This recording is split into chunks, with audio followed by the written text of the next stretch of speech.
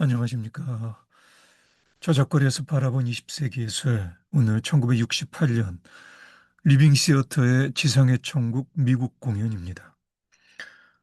1968년에 체코슬로바키아에서 소련의 어떤 간섭이라고 할까요? 반발해서 그래서 어, 반항하는 소요가 일어나죠. 보통 프라하의 봄이라고 하는데 하지만 소련이 그대로 탱크를 몰고 와서요. 그래서 지도자 두브체크는 체포되고 종식됩니다.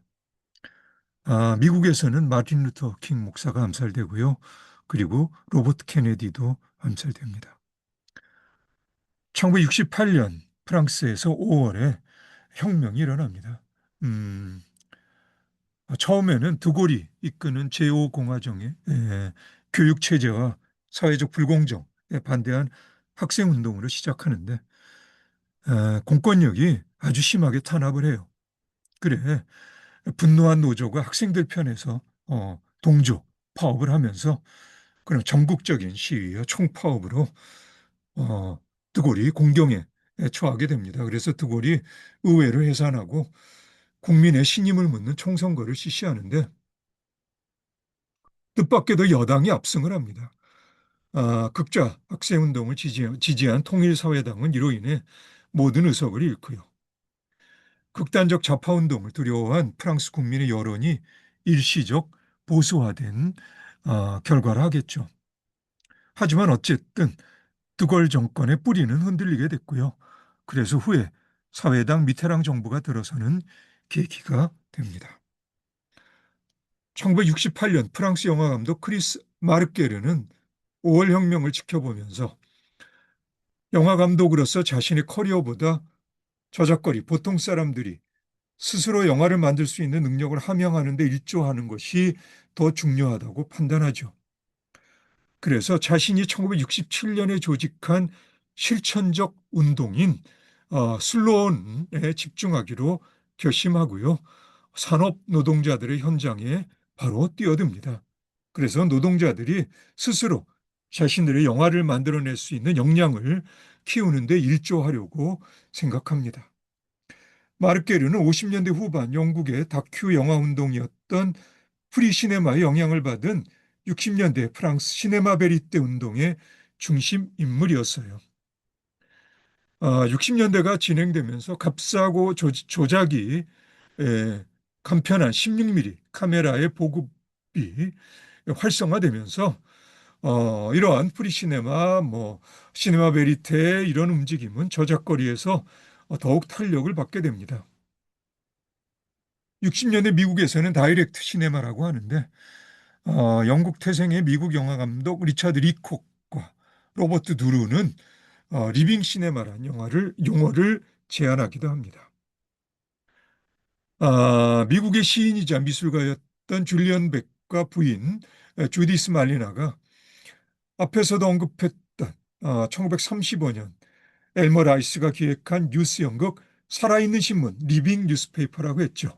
영향을 받아 1947년 창당한 정치적 성격이 강한 실험극단 리빙 시어터는 극작가의 연출가에 의해 미리 짜여진 대본에 의존하기보다 연기자들과의 집단 작업과 관객들의 참여 그리고 상황에 따라 유동적으로 대처하는 필요하면 도발적 언어와 외설적인 몸짓들도 마다하지 않는 즉흥극적 성격의 작업을 추구하는데 이런저런 이유들로 미국에서 쫓겨나 방랑극단의 신세였다가 1968년 리빙 시어터는 다시 미국으로 돌아와서 자신들의 공동 창작 작품들 지상의 천국, 안티고네, 신비국가 파편들, 프랑켄슈타인 같은 작품들을 레파토리로 미국 연극사에 영향력 있는 순회 공연을 1968년에 떠나죠.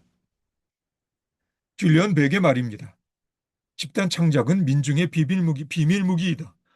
우리의 작업은 숱한 것들에서 하나로의 여행이며 하나에서 숱한 것들로의 여행이다.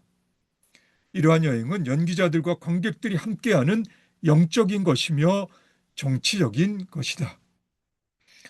에, 나로서는 줄리안 백이 얼마나 영적인 성향의 사람이었는지는 솔직히 잘 모르겠습니다.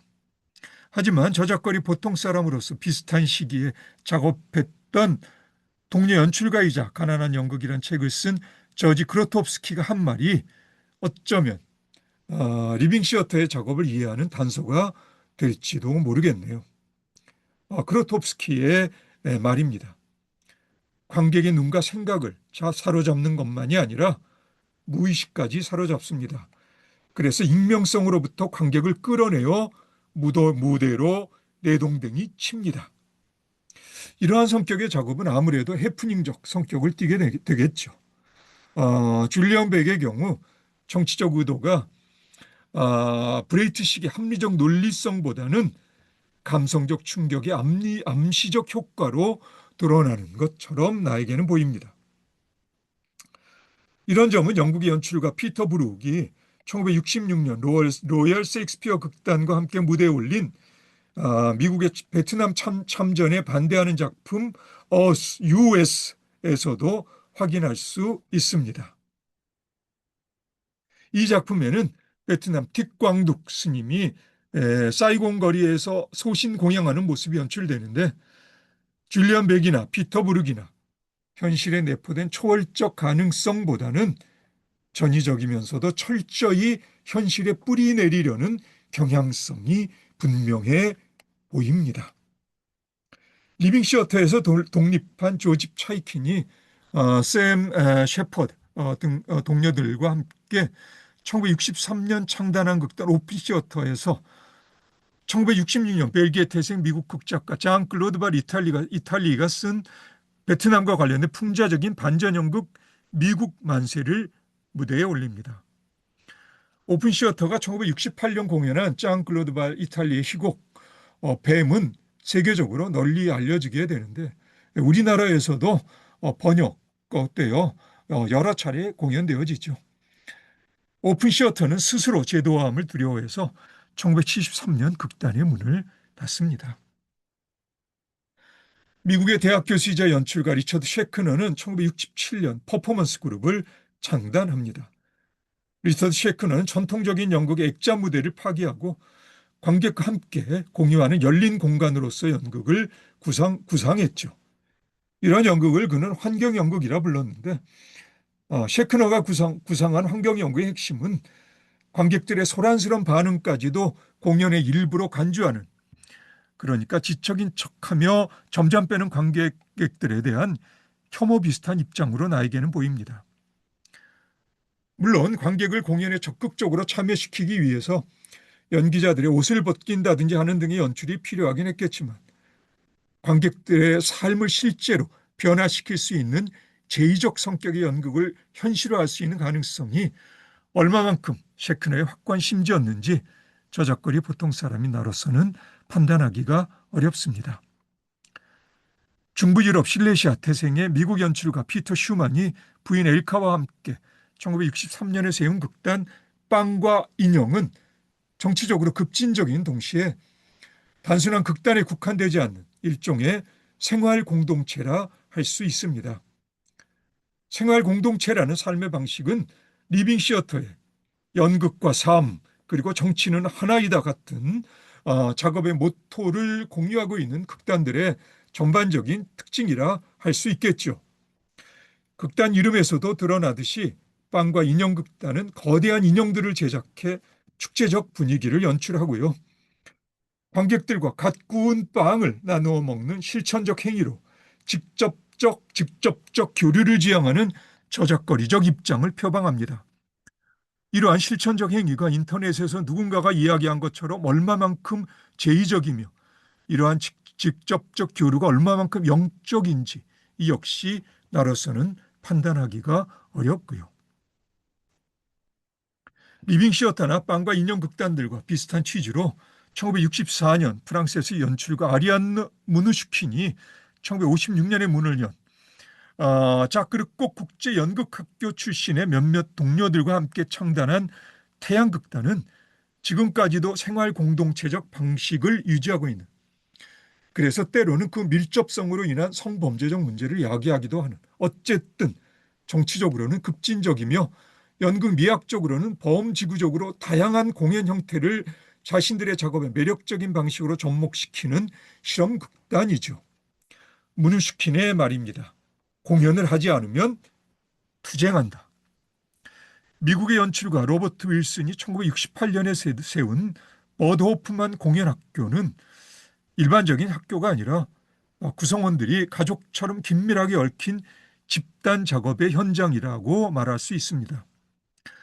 버드 호프만은 어린 시절 억압적인 아버지로 인해 말더듬의 증상을 보였는데, 그런 말더듬의 증상을 보였던 윌슨을 치유해준 스승의 이름입니다. 버드 호프만입니다. 이 학교의 구성원들은 자신들을 액터라거나 댄서 등으로 부르지 않고 버드라고 불러요. 이것은 윌슨도 마찬가지이고요. 준비 과정은 잘 모르겠지만 집단 작업의 결과물로 보자면 적어도 나에게는 윌슨의 감성이 지배적으로 배어있는 작품 세계를 보여주는 듯 싶긴 합니다. 사실 작품 세계에 배어있는 극단 리더의 감수성은 앞에서 언급했던 모든 집단 창작의 결과물들에도 해당되는 듯 싶고요. 1970년 초연된 작품 귀머거리 눈초리에는 느린 호흡의 암시적인 움직임과 인상적인 조명과 무대의 감각적 디자인이 어우러진 대사 없이 5시간이 걸리는 공연입니다. 스케일적인 측면에서 무언가 바그너적으로 구축된 시각적 효과로 인해 침묵의 오페라로도 불리는 작품입니다. 호프만 공연학교의 한 버드이기도 했던 청각장애를 가진 소년이 언어가 아니라 이미지로 사유한다는 걸 알게 된 윌슨의 경이로움이 시적으로 표현된, 윌슨식으로 표현하자면 눈이 듣는 내적 경험을 주는 작품이라고 말할 수도 있습니다. 윌슨의 작업들은 구조적으로 주어진 조건의 한계를 넘어가 보려는 20세기 현대예술의 전반적인 경향의 노정에서 인간의 내면을 파고드는 의식 너머의 한계에 다가가 보려는 시도는 초현실주의가 주제화해서 집중적으로 모색한 무의식의 경계를 넘나들고 있습니다. 1971년 파리 초연을 본 후에 작가 루이 아라공은 이미 고인이 된 동료 앙드레 부르똥에게 이런 공개 서한을 보냅니다. 초현실주의를 탄생시키며 우리는 우리가 죽은 후에 우리를 넘어설 후배를 꿈꾸었지. 오늘 밤 그 후배가 우리 눈앞에 등장했다네. 그 후배의 이름은 로버트 윌슨이라네. 대단한 칭찬이죠. 내 생각에 6, 70년대 범지구적 차원에서 커다란 영향력을 행사한 급진적 집단 연극의 실천적 작업들은 전반적으로 개별적 극단들이 표방한 정치 사회적 주제의식과는 별개로 작업팀들과 관객들을 아울러 인간 내면에 억압된 정신적 영역의 분출구로서 그런 작업과 공연이 작용한 측면은 분명한 것처럼 보이네요. 그럼 오늘 여기까지 할까요?